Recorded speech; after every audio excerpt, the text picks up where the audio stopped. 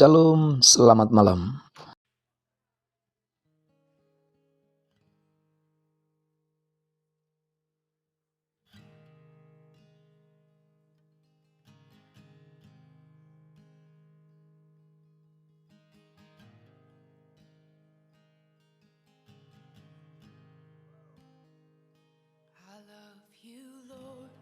Ini kita akan belajar lagi tentang Alkitab, ayat menjelaskan ayat.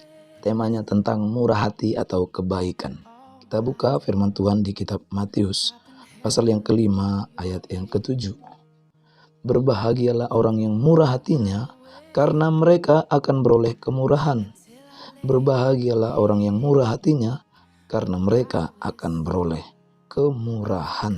Jadi kepada siapa kita harus bermurah hati? Kepada siapa kita harus berbuat baik? Kepada semua orang. Tetapi Alkitab berkata terutama kepada kawan-kawan kita seiman. Kita buka kitab Galatia 6 ayat yang ke-9. Judul perikopnya saja di sana sudah ditulis, saling membantulah kamu. Ayat 9, janganlah kita jemu-jemu berbuat baik, karena apabila sudah datang waktunya, kita akan menuai jika kita tidak menjadi lemah.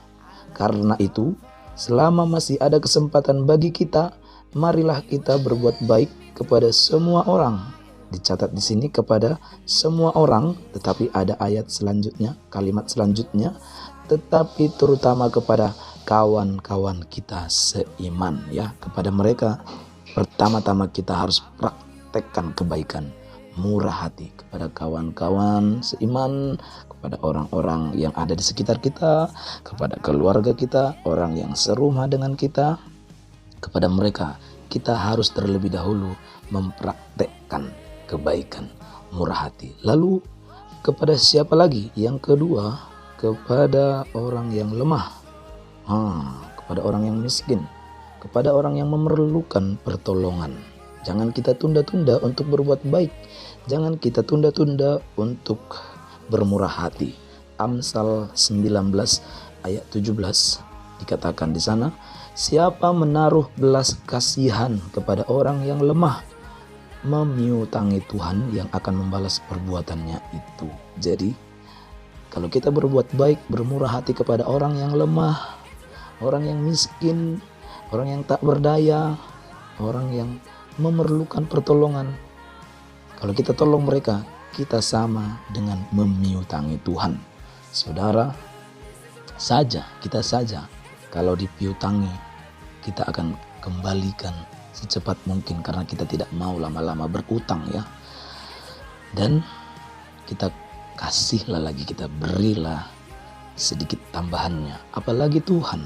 Wah, yang ketiga, kepada siapa lagi kita harus bermurah hati? Kita harus berbuat baik kepada orang jahat atau musuh kita. Kita lihat di Matius 5 ayat yang ke-44. Tetapi aku berkata kepadamu, kasihlah musuhmu dan berdoalah bagi mereka yang menganiaya kamu. Karena dengan demikianlah kamu menjadi anak-anak Bapamu yang di sorga, yang menerbitkan matahari bagi orang jahat dan orang yang baik, dan menurunkan hujan bagi orang yang benar dan orang yang tidak benar. Jadi praktek mengasihi musuh itu langsung diajari Tuhan. Bagaikan menerbitkan matahari bagi orang jahat dan orang baik, bagaikan menurunkan hujan bagi orang yang benar dan orang yang tidak benar. Berarti ada kontribusi, ada pemberian, ada praktek, ada action, ya. Jadi uang yang bisa kita kasih, uang kita kasih. Nasihat yang perlu kita kasih, nasihatlah yang kita kasih. Apa yang ada pada kita yang diperlukan orang jahat itu, yang diperlukan musuh kita itu, marilah kita berikan. Itulah praktek murah hati, praktek kebaikan, ya. Kepada kawan seiman, kepada orang lemah, kepada orang jahat, kepada semua orang. Kalau dalam Yakobus 2 ayat yang ke-20 di sana dikatakan, saudara, bahwa orang yang beriman tidak cukup hanya beriman saja, tetapi harus disertai dengan perbuatan. Maksud saya Yakobus 2 ayat 14 tadi, bukan ayat 20 ya. Judul perikopnya di sana, iman tanpa perbuatan pada hakikatnya adalah mati. Perbuatan di sini adalah menunjuk kepada praktik kasih, praktik kebaikan, praktik murah hati. Ayat 14, apakah gunanya saudara-saudaraku jika seorang mengatakan bahwa ia mempunyai iman padahal ia tidak mempunyai perbuatan? Dapatkah iman itu menyelamatkan dia? Jika seorang saudara atau saudari tidak mempunyai pakaian dan kekurangan makanan sehari-hari, dan seorang dari antara kamu berkata, "Selamat jalan, kenakanlah kain panas dan makanlah sampai kenyang," tetapi dia tidak memberikan kepadanya apa yang perlu bagi tubuhnya, apakah gunanya itu? Demikian juga halnya dengan iman. Jika iman itu tidak disertai perbuatan, maka iman itu pada hakikatnya adalah mati. Iman tanpa perbuatan disandingkan dengan kelakuan setan. Setan juga beriman, ya, tapi dia tidak bisa berbuat apa-apa. Dia tidak bisa praktek kasih, tidak bisa praktek murah hati, tidak bisa praktek kebaikan. Mana ayatnya? Ada di ayat 19. Dikatakan engkau percaya bahwa hanya ada satu Allah saja, itu baik. Tetapi setan-setan pun juga percaya akan hal itu dan mereka gemetar. Jadi iman tanpa perbuatan, hanya beriman tapi tidak ada praktek, itu disamakan dengan setan yang tidak bisa praktek kasih, praktek murah hati, praktek kebaikan. Saudara, firman Tuhan berkata dalam kitab Roma pasal yang ke-12 ayat yang ke-20, tetapi jika seterumu lapar, berilah dia makan, jika ia haus, berilah dia minum. Dengan berbuat demikian, kamu menumpukan bara api di atas kepalanya. Janganlah kamu kalah terhadap kejahatan, tetapi kalahkanlah kejahatan dengan kebaikan. Jadi kejahatan pun harus kita balas dengan kebaikan. Apalagilah kebaikan yang sudah pernah kita alami dari seseorang. Harusnya kita juga harus membalas dengan kebaikan. Saudara ya, di penghakiman terakhir itu yang ditanya juga tentang praktek kebaikan, praktek murah hati. Matius 25 ayat yang ke-31, judul perikopnya di sana penghakiman terakhir. Ayat 34, dan raja itu akan berkata kepada mereka yang di sebelah kanannya, "Mari hai kamu yang diberkati oleh Bapakku, terimalah kerajaan yang telah disediakan bagimu sejak dunia dijadikan." Dia berkata kepada orang-orang yang ada di sebelah kanannya, mereka orang-orang yang diberkati karena apa? Ada alasannya.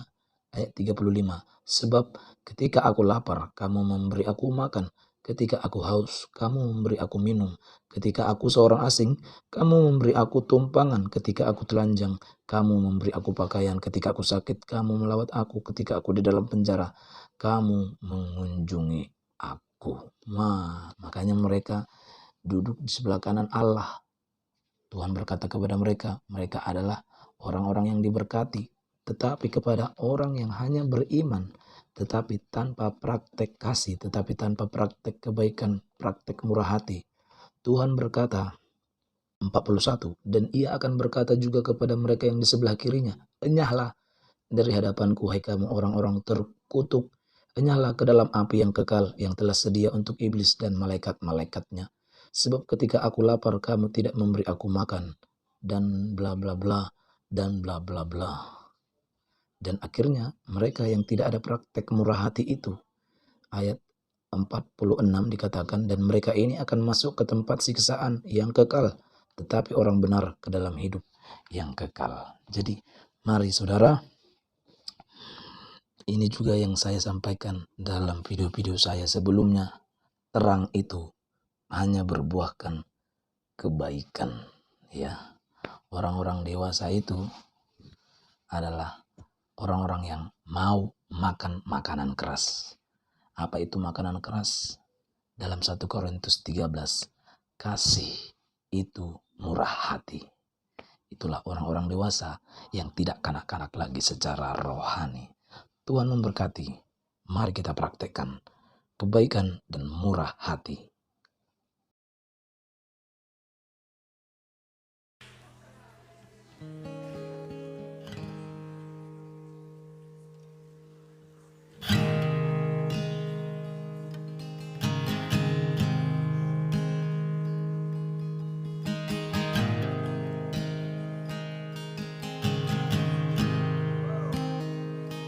I love you, Lord. Oh, your mercy never fails me.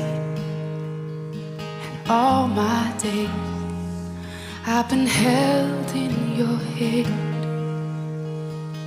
From the moment that I wake up until I lay my head, oh, I will sing of the goodness